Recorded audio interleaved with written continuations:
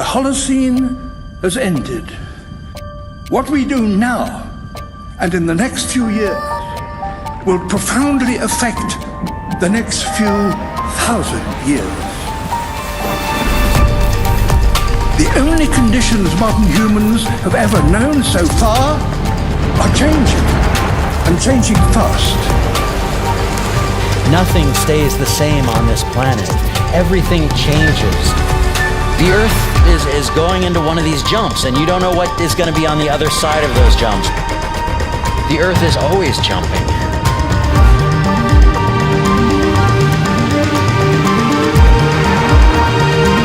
Things move on this planet. Things are not still. Everything is turning.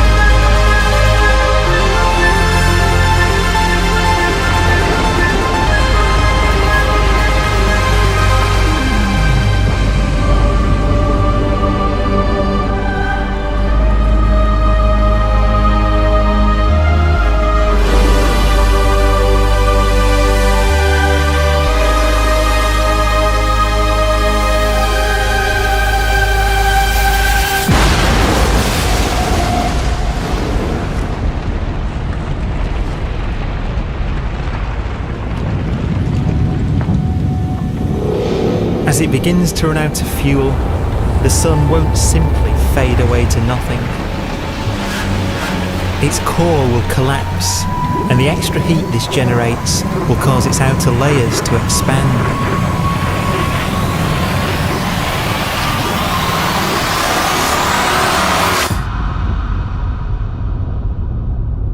The sun is now dead. It remains slowly cooling in the freezing temperatures of deep space.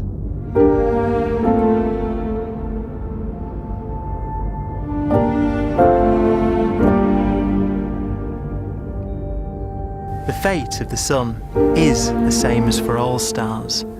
One day they must all eventually die, and the cosmos will be plunged into eternal night.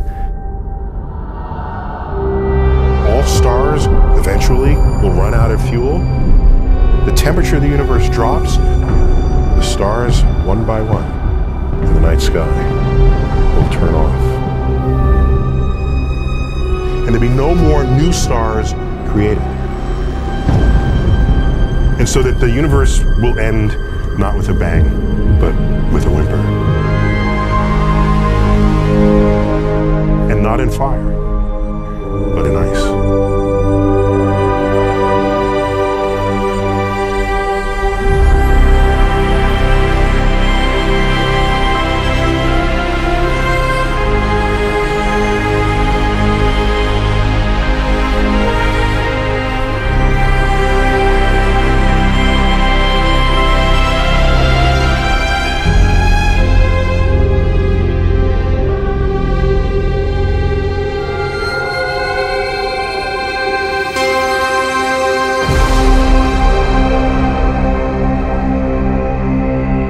With no fuel left to burn, a white dwarf's faint glow comes from the last residual heat from its extinguished furnace.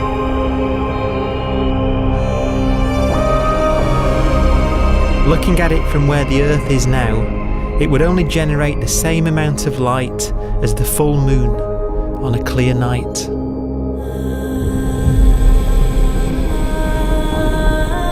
The faint glow of white dwarfs will provide the only illumination in a dark and empty void littered with dead stars and black holes.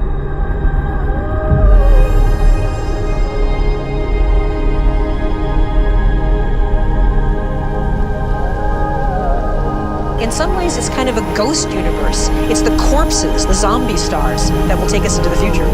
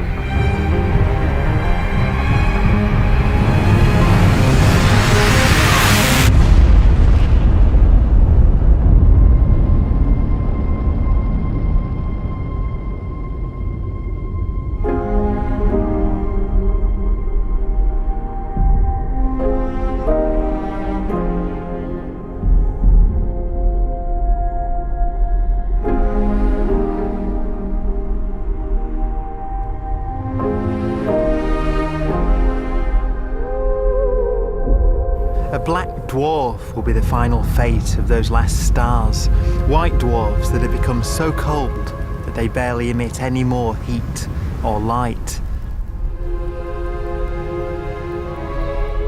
Black dwarfs are dark, dense, decaying balls of degenerate matter, little more than the ashes of stars. Their constituent atoms are so severely crushed that black dwarfs are 1,000,000 times denser than our sun.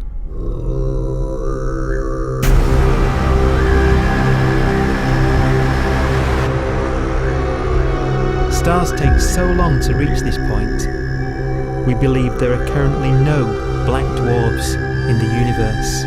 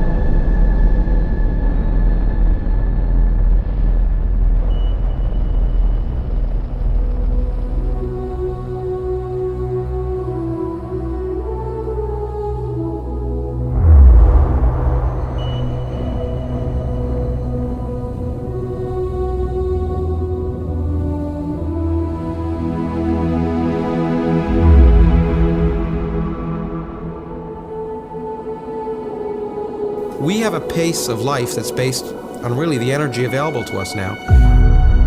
You could imagine living conscious systems which have a very different pace and therefore can extend out at least a lot farther than you'd imagine otherwise. You could have a living system where if it had a thought every 10 trillion years, that would seem normal. Even if our life dies out, one could imagine at some time arbitrarily far in the future, a fluctuation occurs which allows intelligent life to exist again for a little while. So you might have islands in time of intelligence.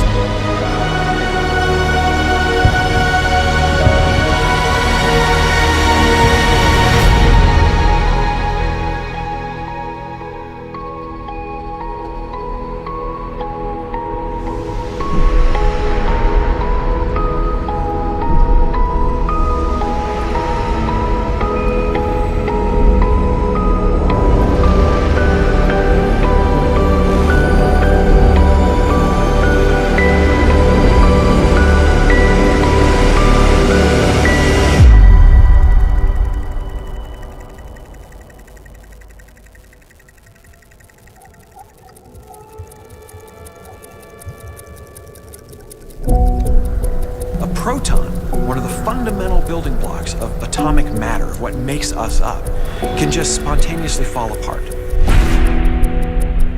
Any material that evades the pull of a black hole eventually dies away as its protons disintegrate.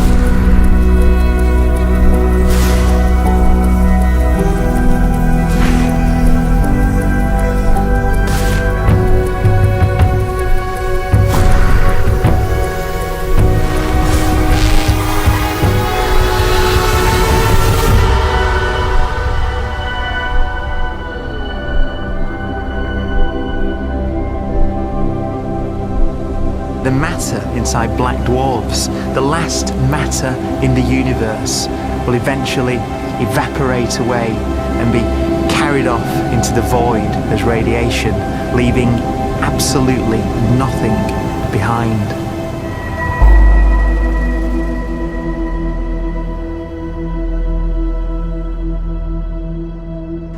With the black dwarfs gone, there won't be a single atom of matter left.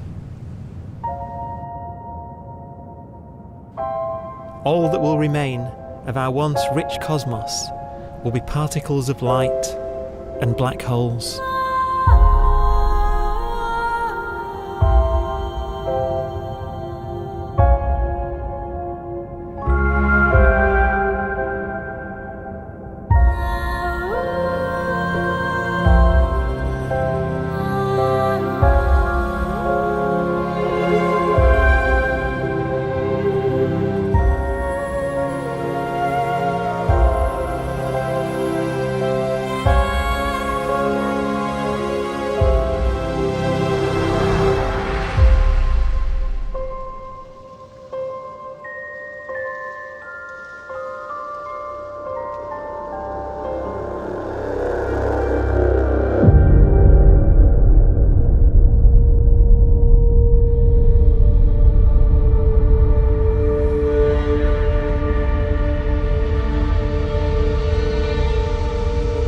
The arrow of time creates a bright window in the universe's adolescence, during which life is possible. But it's a window that doesn't stay open for long. As a fraction of the lifespan of the universe, as measured from its beginning to the evaporation of the last black hole, life, as we know it, is only possible for 1,000th of a billion billionth of a percent.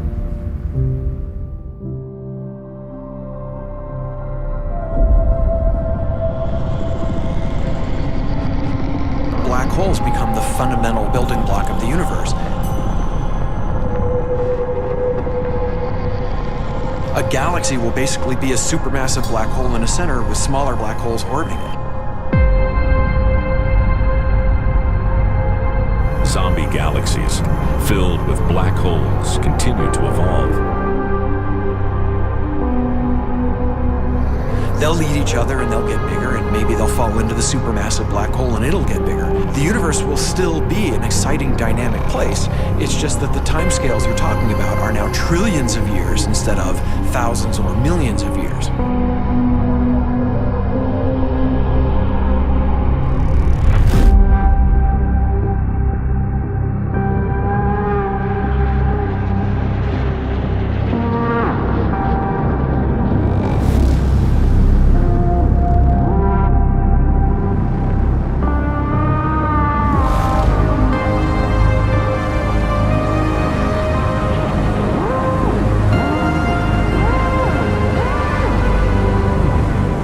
Black holes can bang on space-time like mallets on a drum.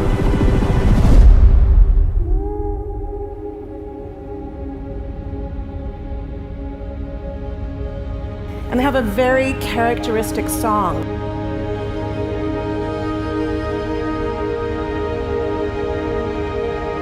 Imagine two black holes that have lived a long life together. At the end of their lives, they're going around each other, crossing thousands of kilometers in a fraction of a second. As they do so, they leave behind in their wake a ringing of space, an actual wave on space-time.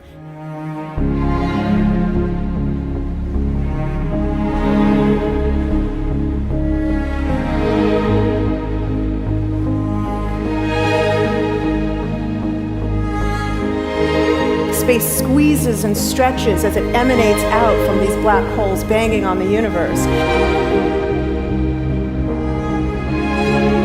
Those are the gravitational waves. They are literally the sounds of space ringing.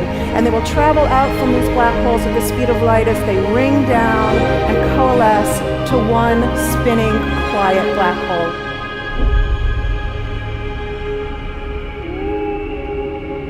If you were standing near enough, your ear would resonate with the squeezing and stretching of space. You would literally hear the sound.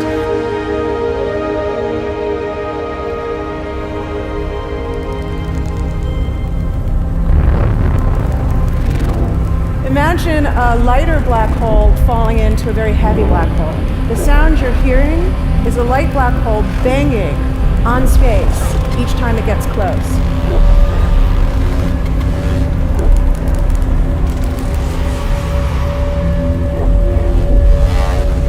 As it falls in, it gets faster and it gets louder.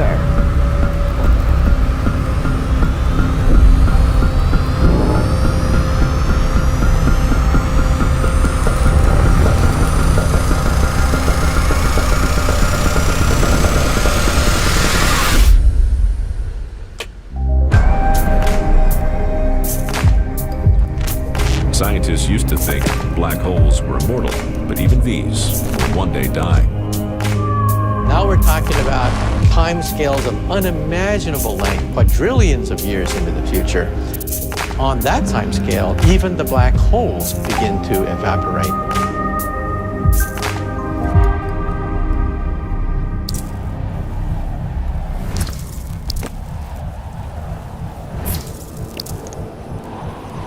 According to quantum mechanics, space is filled with virtual particles, antiparticles, that are constantly materializing in pairs, separating, coming together again, and annihilating each other.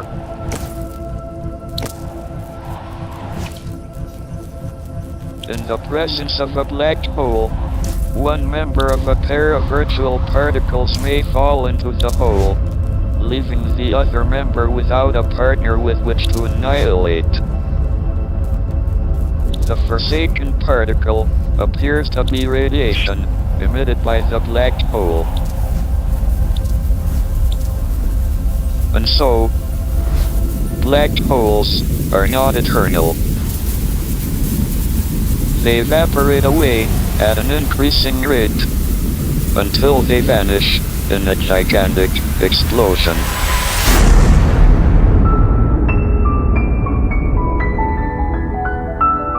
Quantum mechanics has allowed particles and radiation to escape from the ultimate prison, a black hole.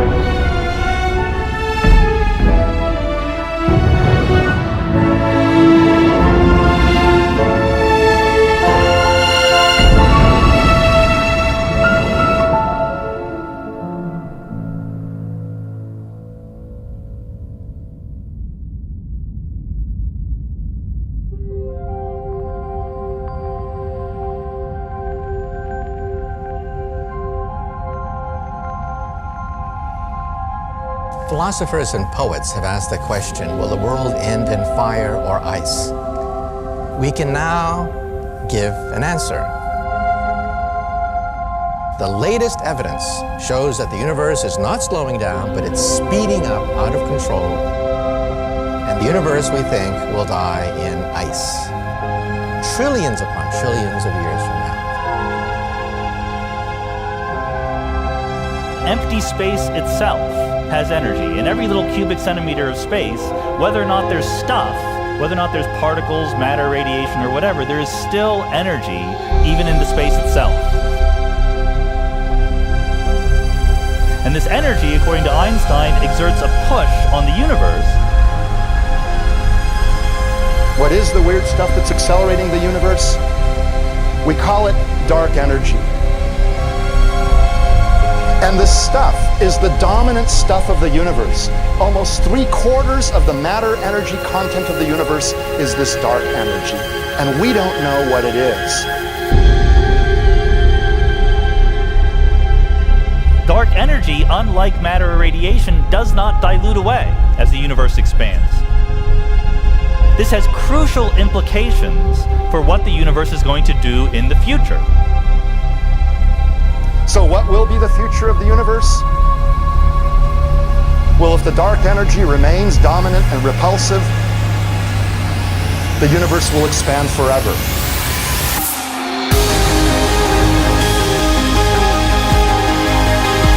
Faster and faster and faster with time. A runaway universe.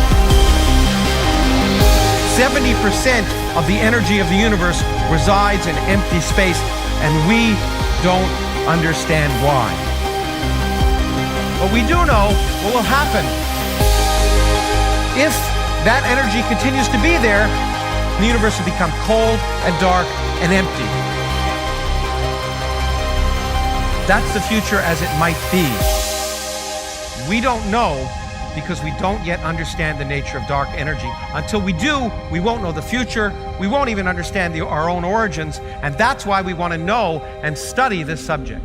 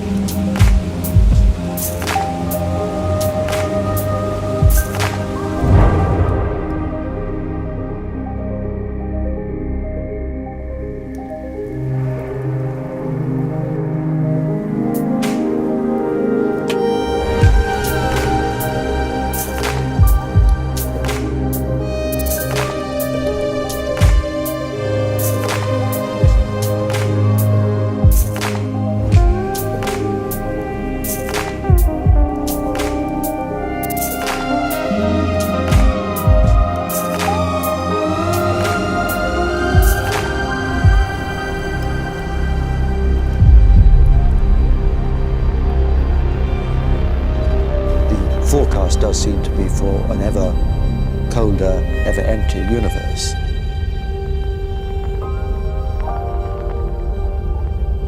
But then, of course, we have to ask, could that end lead to a new beginning? And there are ideas whereby what actually is the end of our universe could in some sense be linked to the beginning of a new one.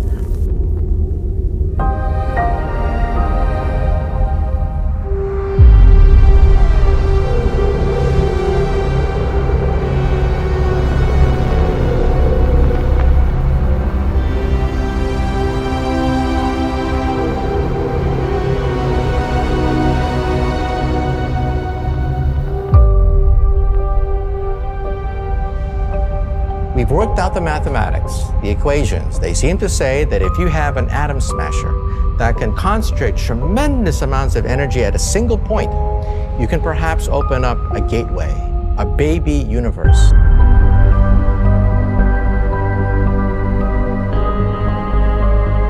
Facing the death of everything there is, this perhaps is their only possibility of escape. And this also raises a very intriguing possibility, sheer speculation of course, that perhaps any universe that has intelligent life in it will create baby universes, will create lifeboats, and proliferate child universes. So an evolution may take among universes in the multiverse. Survival of the fittest may take place. So those universes which do not have intelligent life are infertile. They have no children. But those universes that have mild temperatures, stars like us, would create civilizations that could open up child universes, and they would then proliferate.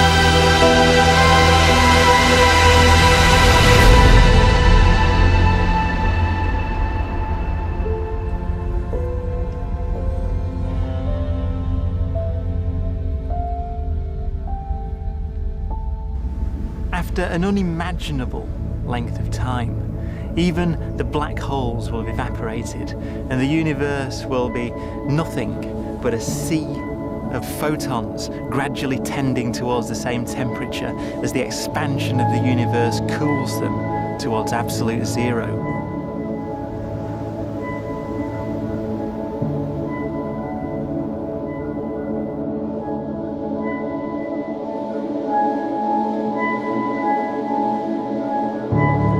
Once the very last remnants of the very last stars have finally decayed away to nothing, and everything reaches the same temperature, the story of the universe finally comes to an end. For the first time in its life, the universe will be permanent and unchanging. Entropy finally stops increasing because the cosmos cannot get any more disordered.